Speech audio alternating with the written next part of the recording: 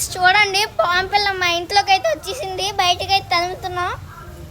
చూడండి వర్షాకాలం కాబట్టి పాములు అయితే లోపలికి అయితే దూరిపోతున్నాయి. పడుకున్నప్పుడు ఇటు వాటికి ఆ మూల ఈ మూల కాస్త సరిగ్గా చూసేసుకొని అయితే పడుకోవాలి ఫ్రెండ్స్.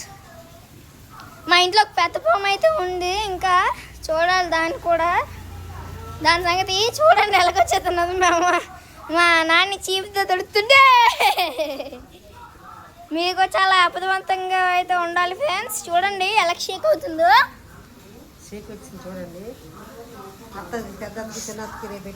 చూడండి ఎలాగ అవుతుందో. చాలా ఇది ఊదుకుంటే అలాగ వెళ్ళిపోతుంది. ఇది కానీ పెద్ద అయితే కోబ్రా అట్లాగా ఉంది నల్లగా బ్లాక్ స్నేక్. చూడండి వెళ్ళిపోతున్నది. పంపించి బాబా మళ్ళీ ఇంట్లోకి వచ్చి మా ఇంటికి అయితే వచ్చేస్తున్నది.